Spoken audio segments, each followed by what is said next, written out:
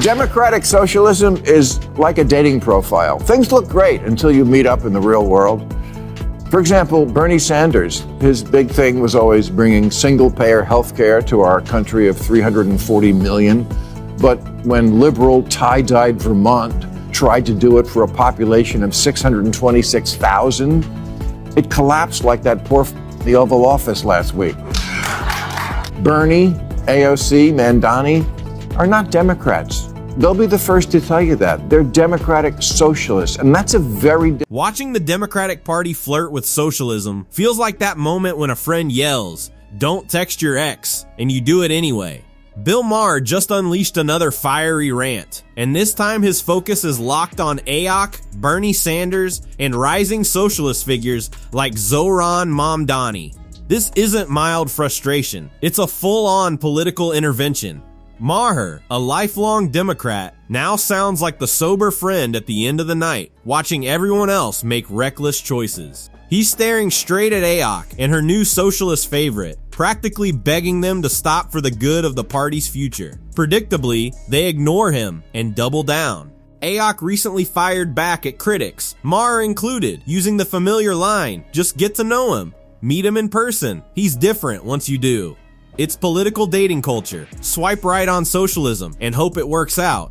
The twist is that AOC suddenly champions open-mindedness and face-to-face dialogue, while rarely extending that same courtesy to Donald Trump or conservatives. Overnight, she becomes the symbol of listening, which feels less like growth and more like selective understanding. Even moderates in her own party are watching this play out with raised eyebrows and growing unease. Skeptics, though, in the party will want to keep him at arm's distance. Some who have some problems with him, even some fellow New Yorkers in the swing districts outside the city. Get to know him.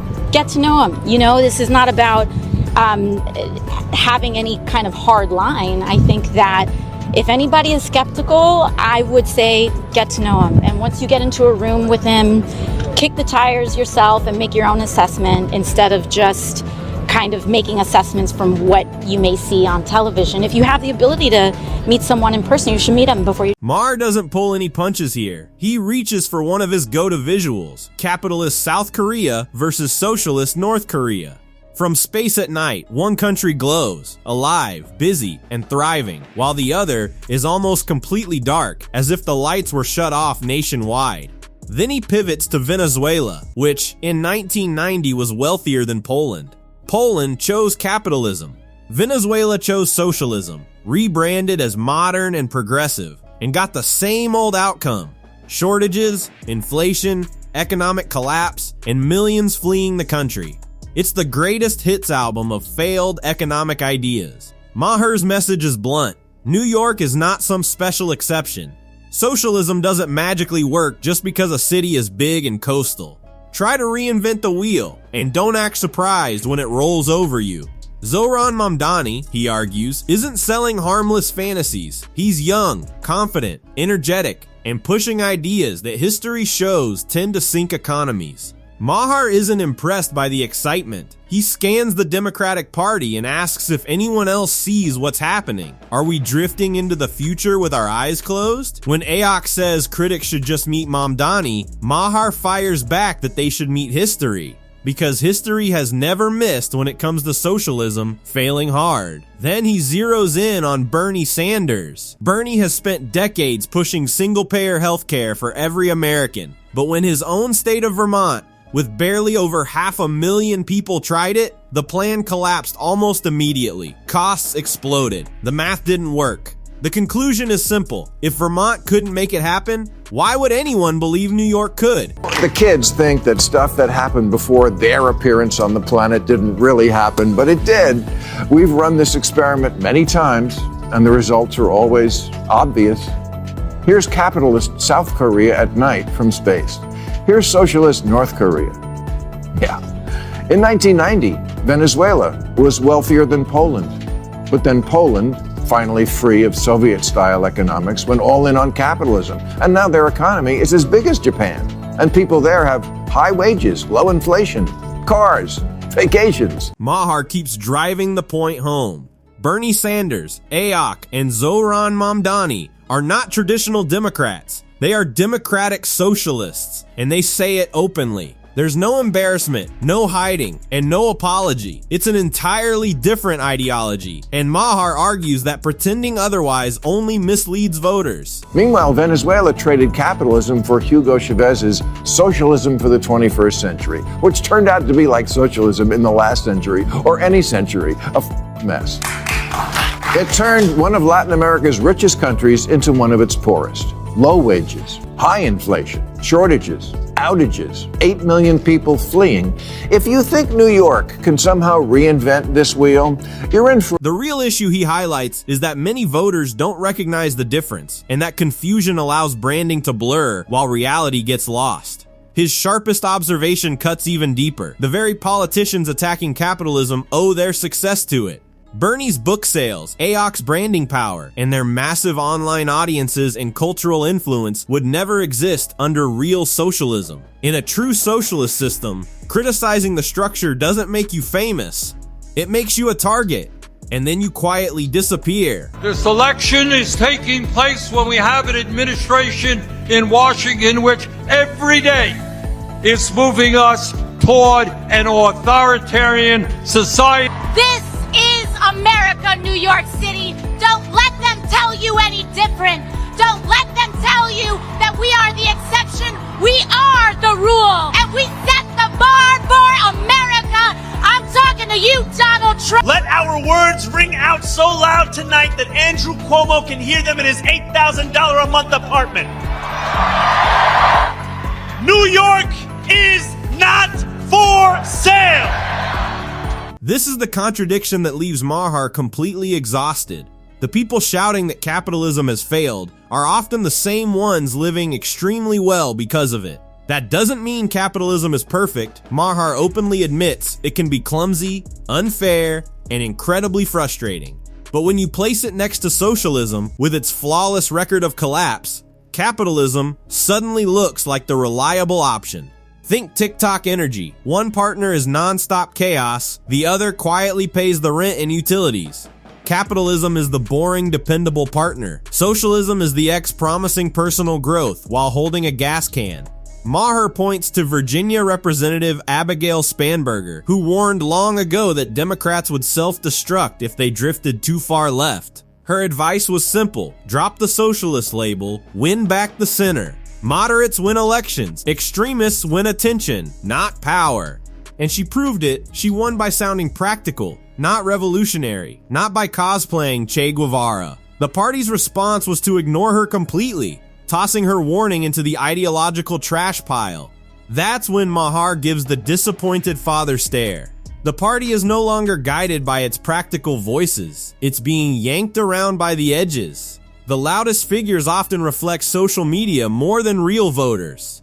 Elevating radical platforms isn't bold leadership, Maher argues. It's gambling with elections, except the odds are terrible.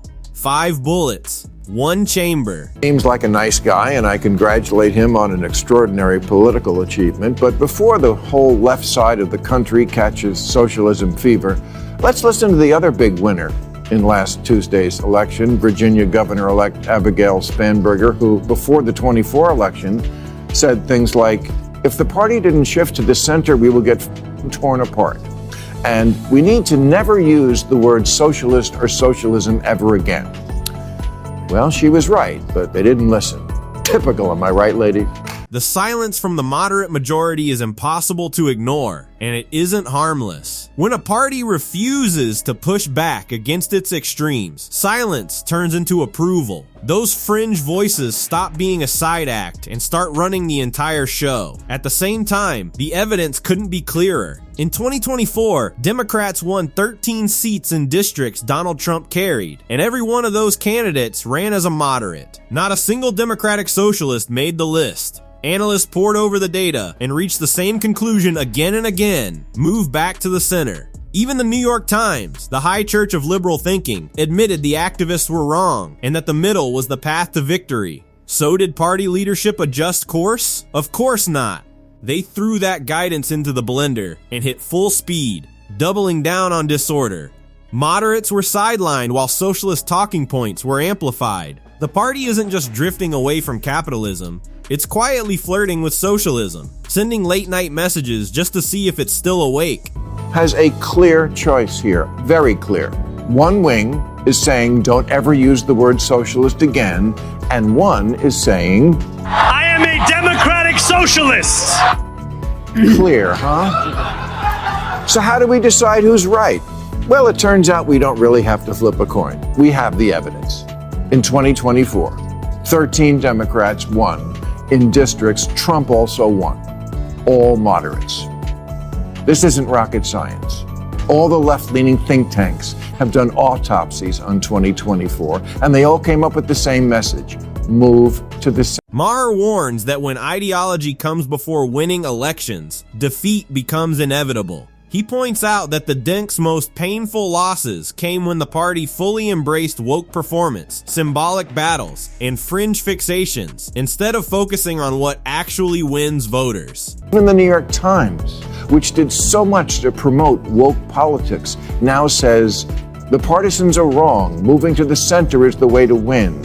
And Democrats should recognize the party moved too far left on social issues. After all, voters aren't asking for a flashy TikTok-style political act. They want steady judgment and confidence that the party isn't being steered by people who confuse online noise with real life. And Maher is right. People on the left, right, and center aren't begging for an uprising. They want calm, order, and predictability. They aren't asking for socialism. They're asking for workable answers. Yet the DNX keeps acting like that friend who ignores every warning sign and then wonders why every relationship ends the same way. Maher closes with one final blunt truth. Socialism doesn't just fail, it collapses, often in dramatic fashion. It never fades quietly into the background. It hits the ground at full speed. History is filled with these experiments, and the result is always the same. Shortages, soaring prices, economic ruin, and people fleeing in droves. Venezuela remains the clearest modern example. come true. You're thinking of Zoltar. Democratic socialism is like a dating profile. Things look great until you meet up in the real world. For example, Bernie Sanders, his big thing was always bringing single-payer health care to our country of 340 million. But when liberal, tie-dyed Vermont tried to do it for a population of 626,000, it collapsed like that poor the Oval Office last week. Maher closes with a message that pulls no punches. Democratic socialism might look impressive on paper, like a dating profile full of filtered photos and inspiring slogans. But in real life, the consequences tell a very different story. And that story almost always ends in economic collapse. As he wraps up, Maher reinforces the point he's been making for years. America isn't asking for fringe ideology. Americans want practical leadership, basic competence, and common sense. If the DNC hopes to win in 2028 or any future election, they need to stop obsessing over ideological purity and start appealing to the voters who actually decide elections. The real question is whether they will, or if they'll keep sidelining moderates and chasing ideas that lead straight to disaster. Only time will tell. And that's a wrap on today's commentary. If you found this breakdown useful, hit like, subscribe for more deep dives, and leave a comment sharing where you think the Democratic Party is headed. Is this just a brief detour into ideological fantasy, or a permanent shift that could cost them everything?